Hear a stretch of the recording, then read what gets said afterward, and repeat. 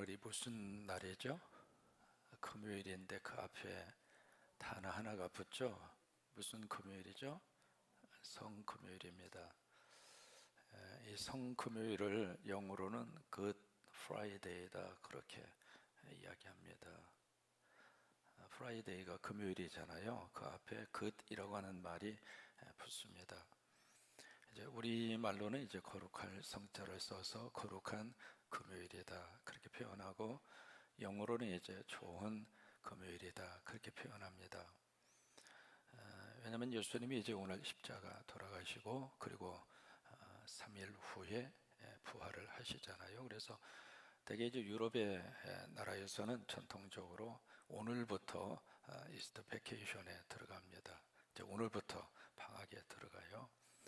그 정도로 1년 중에서 가장 거룩하게 지키는 절기이고, 또 하나 가장 큰 축제가 있는 그런 절기가 오늘부터 시작이 됩니다.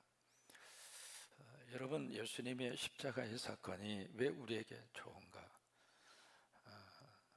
나름대로 십자가를 목에 이렇게 걸기도 하고, 여러분 혹시 착용하고 오셨어요? 이게 첫날 차다가 이게 조금 무슨 일이 있은 다음부터 잊어버리고 오시는 것 같아요.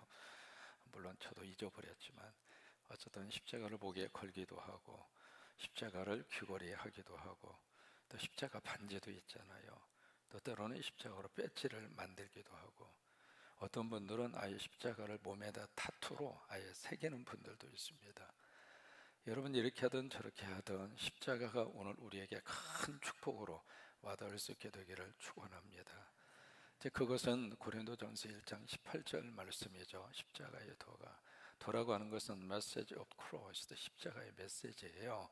그 메시지가 멸망하는 사람들에게는 어리석게 보이고, 그러니까 똑같은 십자가지만은 그 십자가를 통해서 주시는 메시지가 어떤 분들에게는 실패자의 모습이라 그거죠. 어떤 분에게는 십자가는 바로 패배자의 모습으로 그렇게 보여진다 그 말입니다. 그 사람들에게 있어서는 Good Friday가 아닙니다. Bad Friday죠. 별로 좋지 않는 그런 금요일로 그렇게 느껴질 수밖에 없잖아요. 그러나 구원을 얻는 우리들에게는 따라서 하십니다. 하나님의, 다시 한번, 하나님의 능력이라.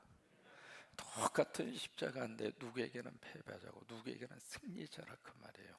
여러분에게 십자가가 어떻게 와닿습니까? 십자가는 하나의 심볼일 뿐입니다. 십자가 속에 능력이 있는 것은 아닙니다. 그러나 십자가의 심볼 속에 하나님이 주시는 놀라운 복음의 본질이 담겨 있습니다. 새로운 내용도 중요하고 그릇도 중요하잖아요. 어느 한쪽만 중요한 게 아니거든요. 그릇이 없이 내용을 담을 수 없잖아요. 내용이 없이 그릇이 무슨 의미가 필요하겠습니까? 이 상징 속에 복음의 가장 중요한 본질과 복음의 내용이 이 상징 속에 함께 담겨져 있을 때, 이 상징의 십자가는 우리에게 평범한 십자가가 아닙니다. 그래서 구원을 얻는 하나님의 자녀들에게 오늘 이 Good Friday, 오늘 성금요일은 그 어느 날보다도 은혜가 되고, 그리고 나에게 하나님의 깊은 감동이 되고, 십자가는 우리들에게, 지친 우리들에게 하나님이 허락하시는 거룩한 소망입니다. 그래서 포기하고 싶을 때 십자가 보면서 하나님이 주시는 음성을 듣습니다. 포기하지 말아라. 나는 너를 포기하지 않을 것이다. 그러니 다시 시작해라. 십자가는 우리에게 너무 귀한 메시지를 우리에게 주시고 있습니다. 절망 속에서 헤매고 있을 때 십자가는 말씀하십니다. 여기에 희망이 있다. 세상 모든 사람들이 너를 등지고 너에게 비난의 손가락질을 한다 할지라도 나는 너를 끌어안을 사랑의 팔을 너를 위하여 벌리고 있다. 그게 십자가입니다. 여러분, 시중에 본죽이라고 하는 그 프랜차이즈 가게가 있잖아요. 그 본죽의 대표가 최북이라고 하는 분입니다. 이분이 97년도에 IMF 때 원래 화장품 유통업을 하시다가 97년 IMF 때 완전히 쫄딱 망했습니다. 엄청나게 많은 빚을 지게 됐고요. 그 때문에 이제 빚쟁이한테 다 그렇게 시달리다가 이분이 대학병원의 신경정신과 병동에 입원을 합니다. 이제 그 정도로 이제 정신적으로 큰 고통과 그런 어려움 속에서 그분이 생활을 했던 거죠. 근데 이 정신병원에 입원을 하면 본인이 입고 있는 환자복 외에는 아무것도 가지고 갈 수가 없습니다.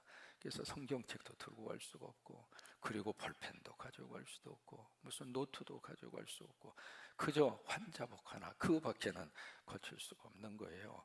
그래서 그런 모습으로 이제 입원 생활을 이렇게 하시다가 어느 날 저녁에 간호사가 와서 이제 주무세요 하고 불을 딱 끄는 거예요. 불을 딱 끄는데 불을 끄고 창문 너머로 조그마한 틈새로 그 병원 앞에 있는 개척교회 십자가가 눈으로 들어오는 거예요. 그동안의 병상 생활을 하면서 한 번도 보이지 않던 십자가. 여러분, 우리 주변에 그렇게 많은 십자가가 있지만은 십자가가 내 눈에 보일 때가 있고 안 보일 때가 있습니다. 그렇게 보이지 않던 그 십자가가 그날따라 그 문틈으로 거기서 네온 사이드로 비춰지는 빨간 불에 그 십자가가 눈에 확 하고 그렇게 들어온 거예요. 그런데 그 십자가를 딱 보는 순간 그 최복이라고 하는 그분의 마음속에 하나님께서 엄청난 회개의 눈물을 쏟아지게 합니다. 그러니까 십자가를 딱 붙잡고 그때부터 이분이 눈물의 기도를 하나님 앞에 바칩니다. 하나님 도와주셔서 나의 정신병동에서 퇴원할 수 있도록 도와주셔서 나 저 교회 가서 예배드리고 싶습니다. 나 하나님 앞에 예배드리고 싶습니다. 여러분, 우리가 하루하루 살아야 할 이유는 바로 하나님 앞에 예배드리고 싶어서 그런 거예요. 하나님 앞에 나와서 마음과 진정으로 십자가 앞에 무릎을 꿇고 하나님 앞에 예배드리고 싶습니다. 그게 그분의 간절한 기도였어요. 그런데 그 기도를 하나님이 들어주셔서 퇴원하게 됐고, 그리고 예배 드리게 됐어요. 그리고 나서 그때부터 십자가가 그분에게 능력이 됐습니다. 2002년도에 다시 사업을 시작해서 본적 1호점을 냈죠. 지금 약 한 1800개 정도의 매장으로 커졌다고 하는 이야기를 들었어요. 여러분, 이 십자가는 우리에게 능력입니다. 십자가는 우리에게 능력입니다. 십자가는 우리에게 능력입니다. 그래서 십자가 보면서 다시 한번 힘을 얻고 용기를 얻고 살아야 할 이유를 발견하고, 그리고 그 속에서 하나님의 뜻을 발견하고, 힘든 어려움 속에서도 딛고 일어설 수 있는 에너지와 그리고 그 힘이 어디에서 우리에게 주어지는가? 십자가입니다. 이 은혜가 넘치기를 주의 이름으로 축원합니다. 오늘 이제 사무엘상 있는 13장의 말씀을 우리가 함께 읽었습니다. 사무엘상 13장에는 뭐가 있느냐면 믹마스라고 하는 전투 기록이 되어 있습니다. 지금 이제 사울이 왕이 이제 40살에 왕이 됐다. 오늘 1절에 그렇게 표현하고 있죠. 이제 그러고 나서 왕이 된 지 2년 만에 일어난 사건입니다. 근데 우리가 성경 읽으면서 사울이 왕이 된 다음에 2년 동안 어떤 통치를 했는가 기록이 하나도 없습니다. 왕으로서 어떻게 이 정치 시스템을 가지고 백성들을 그렇게 통치를 했는가, 통치 행위에 대한 내용이 하나도 없습니다. 그리고 곧바로 오늘 사무엘상 13장으로 넘어가서 2년 후에, 그러니까 42살이 됐겠죠. 42살이 된 사울 왕이 도대체 무슨 일을 했는가라고 하는 사건을 기록을 하는데, 이 믹마스 전투라고 하는 사건을 통해서 어떻게 되는가? 사울 왕이 치명적으로 하나님의 채찍을 맞습니다. 그리고 이 사건 때문에 사울 왕은 어떻게 되는가? 하얀 곡선을 걷습니다. 이때부터 사울 왕이 꺾여집니다. 참 안타깝죠. 하나님의 뜻에 의해서 왕의 자리까지 올라갔는데 왕이 된 이 사울이 딱 2년 만에 하나님의 눈밖에 난 거예요. 그 사건이 바로 오늘 사무엘상 13장의 말씀입니다. 여기 보면 사울 왕이 된 지 2년 만에 뭘 했느냐면 자기 곁에 온 군인들을 해산을 합니다. 해산을 하는데 그때 당시에 사울 왕 곁에 왔던 그 군대의 숫자가 33만 명입니다. 암몬과의 전투에서 소집을 했을 때 33만 명이 모였거든요. 이 33만 명의 군인들을 각자 집으로 다 돌려보냅니다. 몇 명만 남겨놓고 돌려보냈느냐면 3천 명만 남겨놓고 돌려보냅니다. 그 당시에 군대라고 하는 것은 상비군이 아닙니다. 예비군이에요. 그래서 일에 열심히 일을 하다가 소집 명령이 있으면 와 모여서 전투하고 다시 집으로 돌아가고, 이제 각자 자기의 생활이 있잖아요. 농사도 지어야 되고 가정생활도 해야 되고. 그래서 이제 이 군인 33만 명의 군인 가운데 다 뿔뿔이 다 집으로 돌려보내고 3천 명만 남겨놨는데, 3천 명 중에서 2천 명은 사울의 곁에 있도록 하고 1천 명은 누구에게 맡겼느냐면 그의 아들 요나단에게 맡깁니다. 그러면 사울이 42살이면 요나단이 이때 몇 살이었을까? 계산을 하면 요나단은 10대입니다. 10대 어린 자기 자식에게 1,000명의 군인을 맡긴 거예요. 그래서 이 요나단이 이제 그 다음에 3절에 가서 보시면 이 요나단이 블레셋이 쭉 지금 진을 치고 있습니다. 그래서 이 블레셋 압제 속에 있었거든요. 그래서 사울이 야 때가 됐다, 한번 해보자. 왜냐하면 이 사울 왕에게 가장 큰 국가적인 그 해결해야 할 가장 큰 문제는 블레셋의 압제에서 해방되는 거예요. 그래서 이제 때는 이때다 싶어서 그의 아들 요나단이 1,000명을 데려가서 블레셋에서 수비군을 기습 공격해서 칩니다. 저서 이제 몇 사람을 죽였는데 그것이 바로 벌집을 건드는 것 같은 거예요. 그래서 블레셋 사람들이 안 되겠다 싶어서 엄청난 군대를 동원해서 이스라엘 총공격해서 들어옵니다. 여기 마병이라든지 병거라든지 여기 군인의 숫자가 헤아릴 수 없을 정도로 많은 모래알 같다, 그렇게 표현하고 있잖아요. 그러니까 엄청난 이 군대가 총공격, 이 블레셋이 공격을 해서 이스라엘 공격해 들어오는데, 그때 이스라엘의 군인이 딱 3천 명이었단 말이에요. 그러니까 이런 속에서 도저히 게임이 안 되잖아요. 숫자적으로도 그러고, 그리고 무기를 가지고도 그러고, 아무리 해도 이스라엘이 해볼 수 있는 방법이 없는 거예요. 그러니까 이런 상황 속에서 여기 이스라엘 백성들이 어떤 모습을 보이느냐면 6절입니다. 6절에 보시면은 이제 그렇게 성경이 표현이 되어 있잖아요. 이스라엘 사람들이 뭘 봤어요? 위급함을 보고, 그러고 나서 절박하여 어디로 숨느냐면 굴로, 수풀로, 바위 틈으로, 은밀한 곳으로, 심지어 어디에다가 몸을 숨겨요? 웅덩이에다가 몸을 숨깁니다. 그 정도로 상황이 다급했다, 그 말이잖아요. 그리고 그것으로 끝나지 않고 7절에 보시면은 어떤 히브리 사람들은 어디로 건너가요? 요단을 건너서 그 다음에 길르앗 땅으로 뭐예요? 외국으로 도망갔다, 그 말이에요. 그러면 여기 이 백성들이 이렇게 33만 명이라 모여들던 이 백성들이, 그리고 3천 명만 남았는데 이 3천 명의 군인들이 왜 이렇게 혼비백산이 돼서 지금 도망가기에 바쁜가? 몰려들었을 때는 어떤 마음으로 몰려들고, 이들이 도망갈 때는 왜 이들이 도망가고 있을까? 이유는 하나입니다. 이 싸움에서 승리할 수 있다고 하는 확신이 없어요. 그리고 승리할 수 있다고 하는 그 확신을 사울이 그들에게 제대로 주지를 못하고 있습니다. 여러분, 어떤 상황이든지 마음속에 자신감이 있으면 해볼 만합니다. 근데 마음이 무너지잖아요. 그러면 싸우기 전에 끝나는 거예요. 이제 이런 상황이 되니까 이 3천 명밖에 남아있지 않는 이 군인들이 이런 모습으로 다 뿔뿔이 흩어지고, 8절에 보시면은 여기 7절에 보시면은 사울이 길가에 있고 그를 따르는 모든 백성들은 어떤 상태 속에 지금 있느냐면 벌벌 떨고 있습니다. 그러면 백성들이 떨면 사울은 어떻게 해요? 더 떨어요. 8절입니다. 이런 상황 속에서 사울이 사무엘을 기다려요. 정한 기한대로 1회 동안을 기다렸으나, 그러니까 7일이라고 하는 기간을 사무엘이 준 거죠. 그때까지 당신이 기다리시오. 그때까지 내가 올 때까지 당신이 기다리시오. 그렇게 이야기를 해서 기다렸는데 사무엘이 길갈로 오지 아니하며 백성이 사울에게서 흩어지는지라.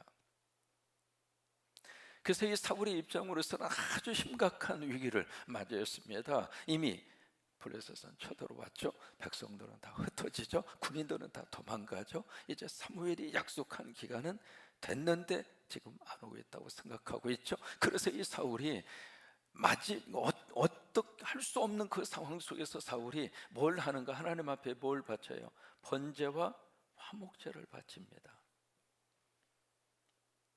그래서 이것을 다 바치는데 왜 이것을 바칠까? 그 앞에 보시면은요, 바로 그 이스라엘 백성들의 미스바 그 사건에서 막 쳐들어왔을 때 사무엘이 하나님 앞에 번제를 바치고 딱 부르짖어 기도하니까 하나님이 우리를 내려주셨거든요. 그래서 거기에 그 군인 그것을 다 하나님이 물리쳐 주셨거든요. 그러니까 사울도 그걸 기억한 거예요. 그래서 이 번제를 바치면 하나님이 싸움에서 승리할 수 있도록 하나님께서 역사하실 것이다, 그렇게 믿고 번제 화목제를 딱 바쳤는데, 이 번제 화목제를 바치고 끝나는 그 순간 누가 왔어요? 사무엘이 옵니다. 사무엘이 딱 와서 사울에게 딱 하는 말이 있습니다. 뭐라고 지금 사무엘이 사울에게 이야기하느냐면 10절에 보시면은 11절에 보시면 그렇게 사무엘이 왕에게 묻습니다. 왕이 행하신 것이 무엇인가? 우리말에는 참 고상하게 되어 있습니다만 당신 무슨 짓 한 것이요? 그 말이에요. 자, 여러분 한번 보실까요? 이것이 사울에게 있어서 하나의 결정적인 미스테이크였습니다. 도대체 사울이 무엇을 잘못을 했을까? 이 위급한 상황 속에서 그러잖아요. 군인들은 다 흩어지고 백성들은 벌벌 떨고 있고 적은 가까이 와 있고, 그러면 이렇게 해서라도 뭔가 하나님의 도움을 받아야지, 그런 마음으로 지금 제사를 드리고 그리고 예배를 드린 거잖아요. 그러면 이 상황에서 도대체 사울이 뭘 그렇게 잘못했는가? 그래서 이것 때문에 사무엘이 사울에게 그렇게 말합니다. 당신이 망령된 짓을 했어. 망령됐다는 이야기는 두 가지요. 당신 미친 짓을 했습니다. 두 번째는 영어로 foolish라고 하는 말을 쓰거든요. 도대체 당신은 어리석은 짓을 했어. 아무리 주의종이라 할지라도 한 나라의 대통령이잖아요. 한 나라의 왕이잖아요. 왕한테 그렇게 몰아붙여도 괜찮은 건가? 우리가 생각했을 때 왜 사무엘은 정한 기한에 오지를 않고 왔으면 이 사단이 나지 않을 터인데, 약속해놓고 왜 그 시간에 오지를 않고 이렇게 몰아붙이고 호통을 칠 수 있겠는가? 그 생각이 들 수가 있잖아요. 여기에 사울이 잘못한 몇 가지를 꼭 우리가 기억을 해야 합니다. 첫째로 사울이 무엇을 잘못을 했는가? 첫째, 사울이 잘못한 것은 하나님의 도움을 받는다, 하나님의 도와주심을 간절히 원한 그 사실은 잘못한 게 아닙니다. 번제가 아니라 화목제가 아니라 예배를 통해서 하나님의 도우심을 받고자 하는 것은 옳습니다. 그러나 하나님 앞에 드리는 예배는 하나님의 뜻대로 드려야 합니다. 내가 하나님의 도우심이 급하다고 해서 내 마음대로, 그건 하나님 앞에 바쳐지는 제사가 아닙니다. 하나님 앞에 드려지는 예배가 아닙니다. 그런 의미에서 사울은 엄청난 실수를 했습니다. 두 번째로 사울의 입장으로서는 굉장히 급합니다. 분주하죠. 그리고 급합니다. 보통 위기 상황이 아닙니다. 사울의 입장으로서는 이제 모든 것이 순식간에 끝날 그런 위기 상황입니다. 너무 지금 급합니다. 그러나 하나님의 입장으로서는 급한 게 아닙니다. 내가 급한 것뿐이죠. 여러분, 내가 급하다고 해서 하나님도 급할까요? 내가 지금 막 죽겠다고 해서 하나님도 돌아가시는 건가요? 세 번째로 사울에게 있어서 잘못한 게 무엇일까? 하나님이 사울 왕을 세우신 이유가 있습니다. 블레셋을 없애려고. 그게 하나님의 뜻입니다. 그러면 이 전쟁에서 이스라엘이 이길까요? 블레셋이 이길까요? 이스라엘이 이깁니다. 왜냐하면 이 전쟁을 하게 하고 허락하신 분이 누구냐면 하나님이세요. 왜냐하면 사무엘이 기다리라고 하는 이유가 있었거든요. 그러니까 하나님이 이 전쟁을 이스라엘이 이기도록 이미 하나님이 예정해 놓으신 거예요. 근데 사울이 거기에 대한 믿음이 없는 거예요. 그래서 이 믹마스 이 전투를 어떻게 했는지 사울이 자기의 어떤 생각과 자기의 마음으로 한번 해보려고 그렇게 지금 하다가 이 믹마스 전투에서 엄청나게 당한 거예요. 그래서 이제 사무엘이 번제와 화목제를 막 마치자마자 사울이 마치자마자 사무엘이 왔잖아요. 그러면 사무엘이 늦게 왔습니까? 아니면 제 시간에 왔습니까? 제 시간에 온 거예요. 늦었다고 생각하는 것은 사울의 생각입니다. 이게 사람이 조급하다 보면 늦었다고 생각해요. 사무엘은 약속한 시간에 도착했습니다. 그러니까 사울이 너무 쫓기니까 이게 여삼추라, 그래서 너무 조급하다 보니까 이게 사무엘이 온다고 하는 그 시간, 그때를 참지를 못한 거예요. 그래서 자기가 번제를 바친 거예요. 그래서 이 일을 놓고 사무엘은 당신이 망령된 일을 행하였나이다, 그렇게 말씀을 하면서 13절에 보시면 그렇게 말씀을 하시잖아요. 13절, 12절에 보시면 사울이 이제 11절과 12절에 사울이 막 변명을 해요.